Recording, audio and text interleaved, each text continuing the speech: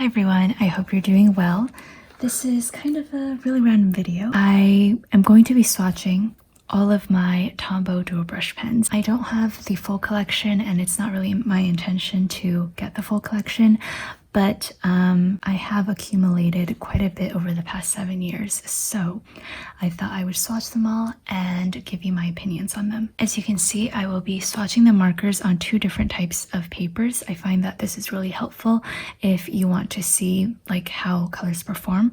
So this is the Hobonichi cousin, and it famously uses the Tombow river paper, which is a non-absorbent paper, and so the colors stay on the surface of the paper rather than get soaked in, and therefore the colors also tend to appear lighter. And then this is my Leuchtturm bullet journal. This paper absorbs the ink actually, so the colors appear much darker. So yeah, in a lot of swatches I tend to see just one type of paper, and I thought this would be useful if you are trying to make a decision on what colors to get. Okay, so I have finished sorting through all of my colors and now they are in order. So I will be basing the order off the Tombow official color chart. So we're starting with the yellows. This is 025, which is light orange. And again, I don't have all of the colors, so it's not an exhaustive list of swatches. Oh my gosh, with the first swatch, I make an error with a number. For some reason, I was writing N25. So let's take a sticker to cover that up because that is going to bother me.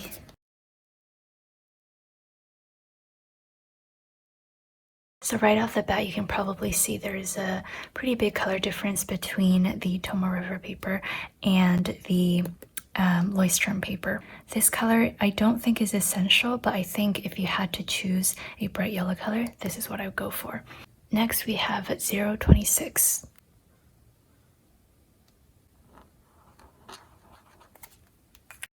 This color is called yellow gold, and I think it's very appropriate, especially for autumn, one of my favorites. Next we have 027, which is dark ochre.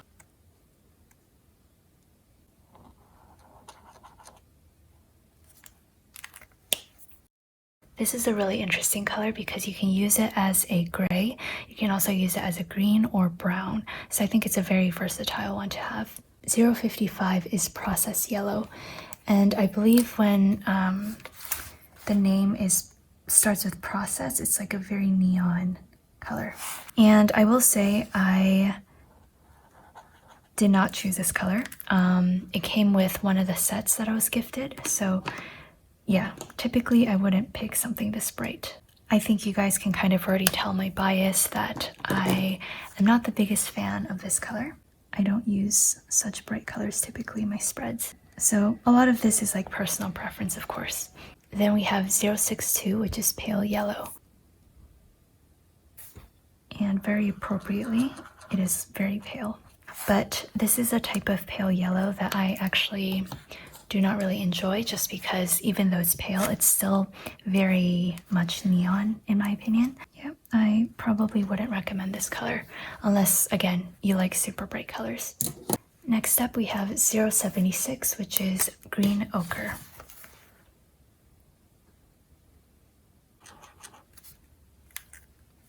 I will warn you, I have a lot of greens because they are my favorite color family to work with. Definitely one of my favorite greens, especially for autumn and spring. Next up we have 096, which is avocado. I would say avocado is just a darker version of green ochre. So they complement each other very well, especially if you draw like flowers or leaves and you want to add a little bit of dimension to whatever it is that you're doodling. You can use the two together and it'll look really cool. As you can see, I'm being a little bit silly in my bullet journal. 126 is light olive. This is a brighter green, really nice for spring and summer. This is probably the brightest green that I can comfortably use in my spreads. Again, I tend to gravitate towards muted tones, so my taste might not be the same as yours. This is 131, which is lemon lime. And I also haven't really used this color much because it is very bright for me. So yeah, if I had to pick, I would probably skip on that one.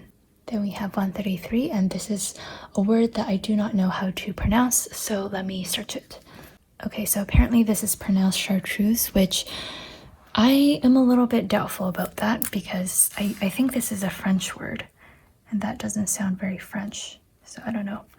So this one as well, it came in a set, and I just don't really use this color, to be honest. But you know what? I'm actually wanting to challenge myself to use all of these colors that I don't normally use because I think it's a good exercise to kind of step outside of your comfort zone. I think for this year, you will be seeing a lot more of these colors incorporated into my spreads. This next one, 173, is Willow Green. This is another very bright one that came in one of the sets that I was gifted.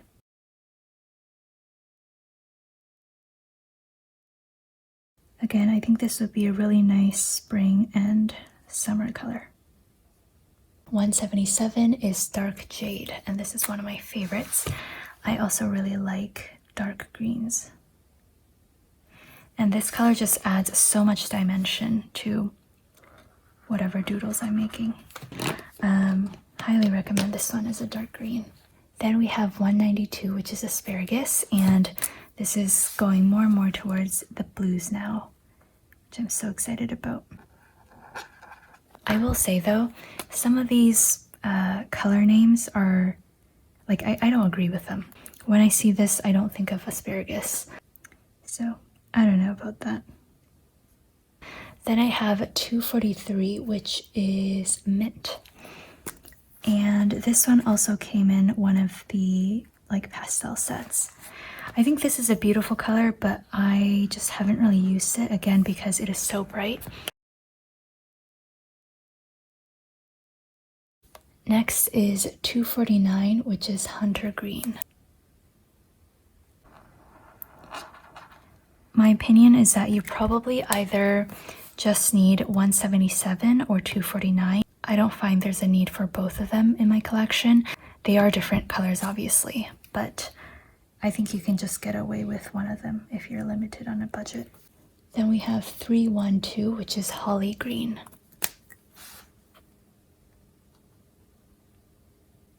I really like this one, especially for winter time. It's really nice to draw winter florals and leaves with this one. Okay, it is currently 12:50. I'm gonna quickly make my parents some lunch and then I will be right back. Okay, I'm back from making lunch. Let's keep on going. The next color I have is 379, which is Jade Green. This is a very dark color. I also haven't really used this color just because it's so dark and I honestly haven't found a good use for it yet. And when I draw the face, you probably can't even see it.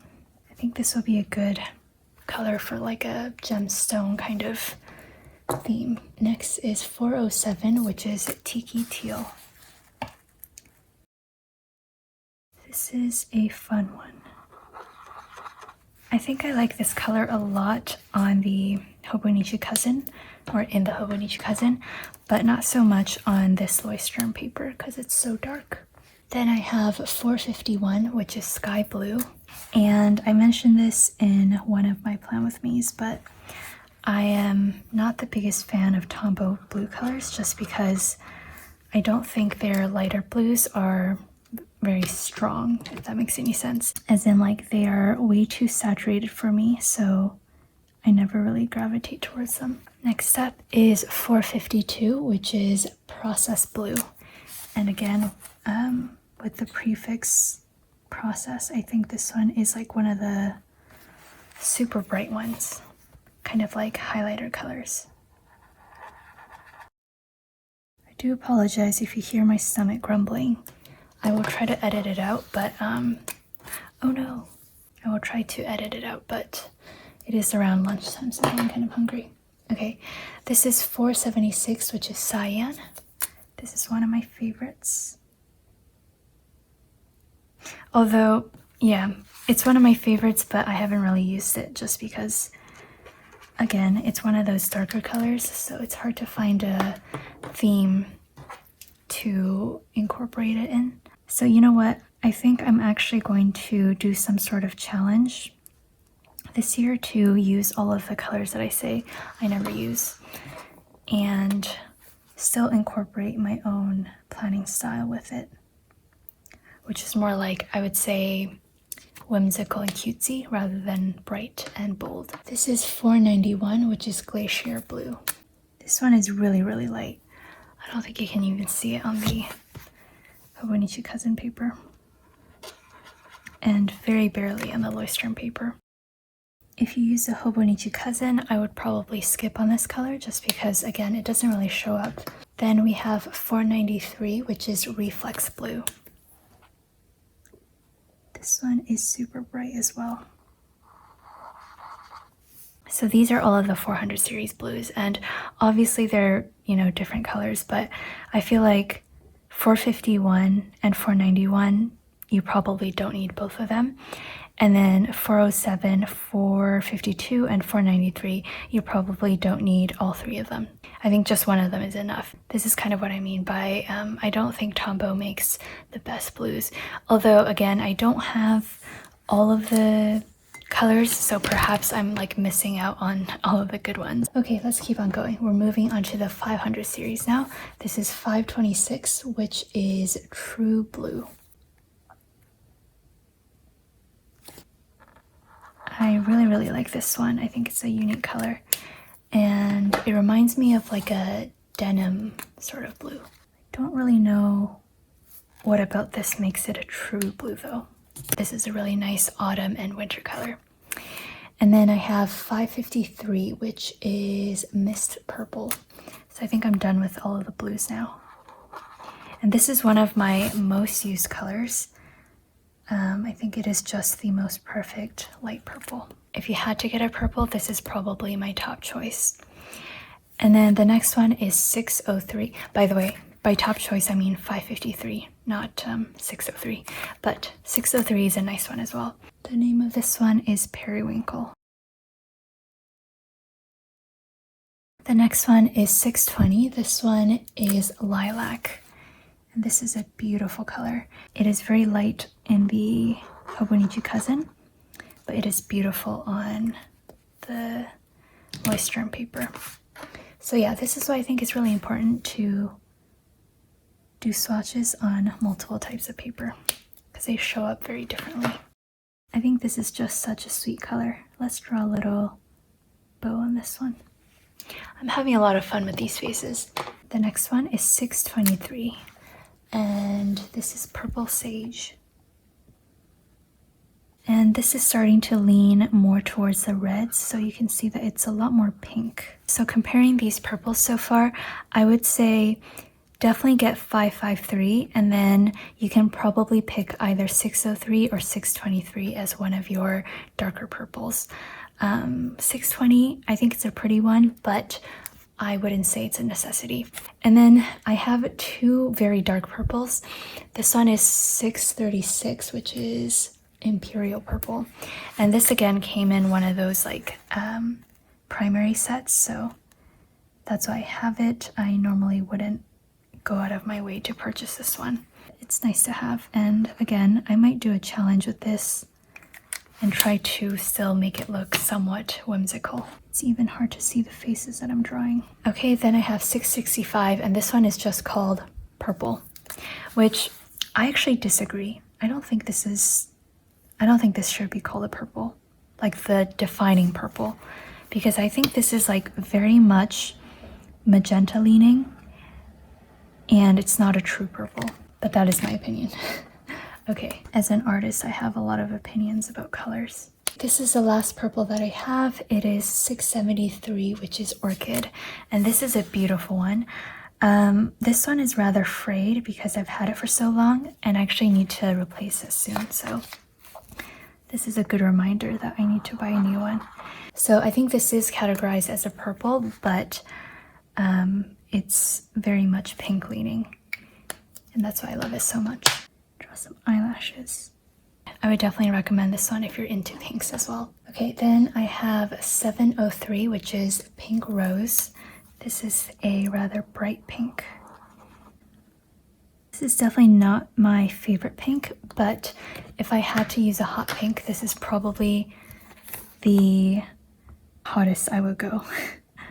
Then I have 723. This one is just called Pink. And this one is like super, super frayed. Again, one of my oldest colors, so it's kind of hard to use. Then I have 743. This one is actually called Hot Pink. And this is definitely a lot brighter than the other two. Very neon. Again, I feel like I'm kind of putting the bright colors in a negative light, and it's just because of my personal style. I know a lot of people love bright colors, so this would be perfect for you. The next one that I have is 755, and this is the closest one that I have to red. I don't actually own a red, which I need to change that. I think I might get cherry or like carmine or something. And I realized this during Christmas time when I was trying to draw hollies, and I didn't have a red marker. But yeah, this one is also super, super bright. So comparing all of these pinks so far, I would say you definitely do not need all of them. Probably pick either 703 or 723, one out of the two, and then 743 or 755. You can probably get away with just picking one if you're interested in these bright colors. Now I do have some more lighter pinks that are in my style. This one is 761 Carnation, one of my most used ones. Really good for blush marks or florals. Then I have 772. This is my number one favorite Tombow color. And this is actually the second one that I've purchased because I used up the first one. I think that's like the first time that I've legitimately used up color. I think it's just such a pretty muted pink color that goes well with a lot of different spreads and themes. Okay, so those are all of the pinks. And then now we're gonna move on more into the neutrals. And again, I'm missing some like staple reds just because I never purchased them, so maybe I will have them in my next haul. But for now, let's move on to the oranges and browns. I have 873. This is Coral. This is one of my new additions, and I quite like this one. It's a good alternative to orange if you don't want something like too orange. Then I have 879, which is just called Brown. And this is a very desaturated brown. It's a good staple to have. Next is 899, which is Redwood. Another dark brown, but this one is more saturated, and as the name suggests, it's more red leaning.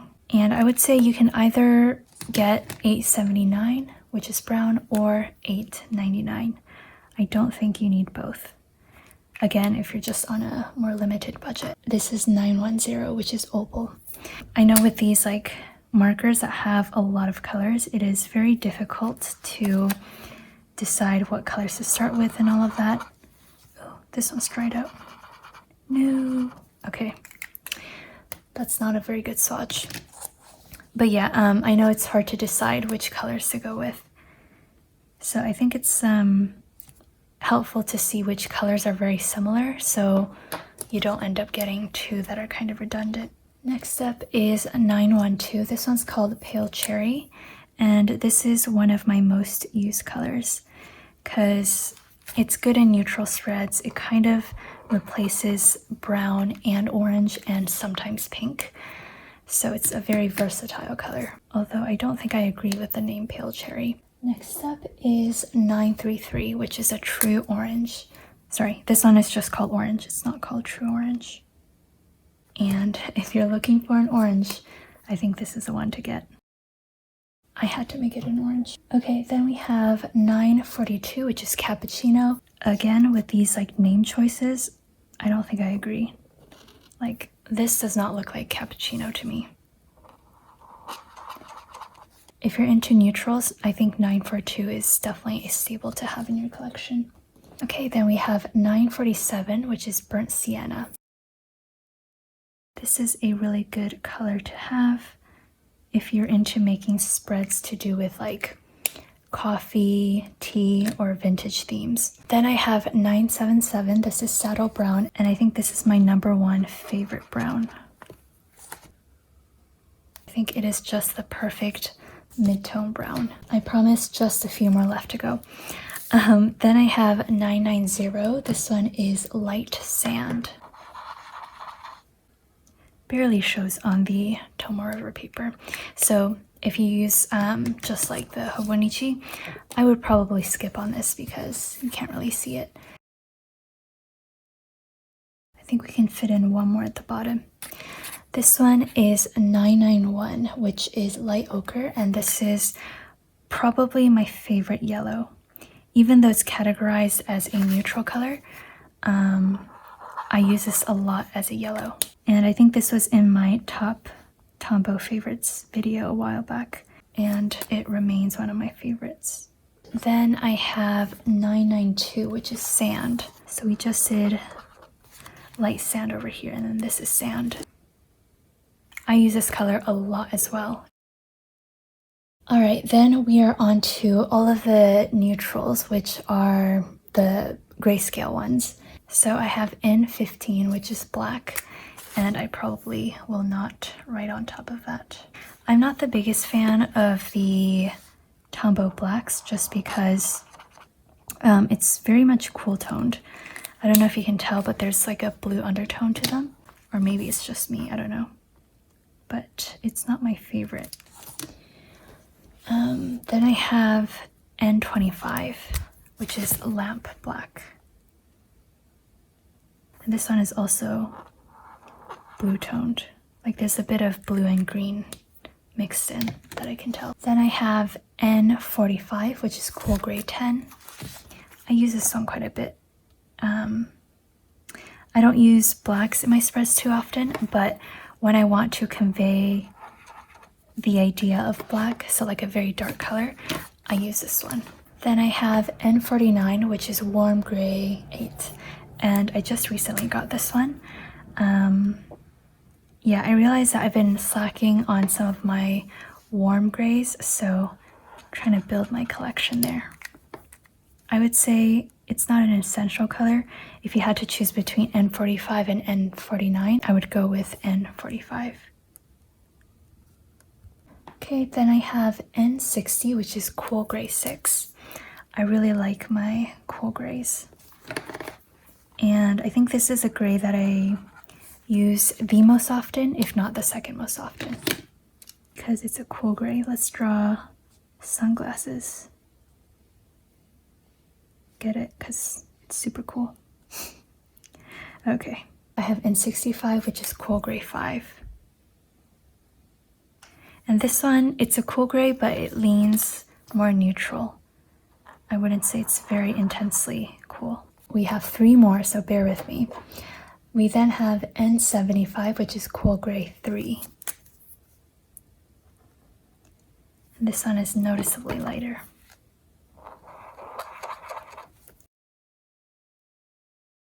Then we have N79, which is warm gray 2, a lighter warm gray. Although it is labeled as warm gray, I would say it's also like not intensely warm. I think it can pass as a neutral gray too. And then lastly, I have N95, which this one, again, if you use the Hobonichi cousin or like any of the Tombow River papers, I would skip this one because it's very, very light. But in the bullet journal, it looks good.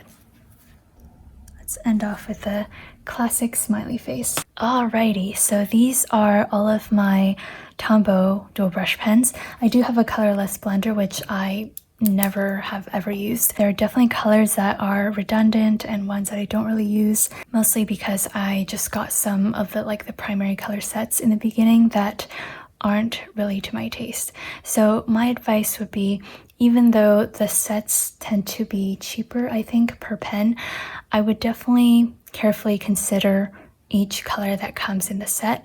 You can look at this chart if you want to, because if it comes with like 1 or 2 or 3 colors that you will literally never use, like for example, like this entire section, these ones, these greens, then you know, if you never use them, then it kind of adds to the cost. Anyways, I do hope this was fun to watch and useful in some way. Let me know if you have any questions, and I will see you next week for another video. Bye!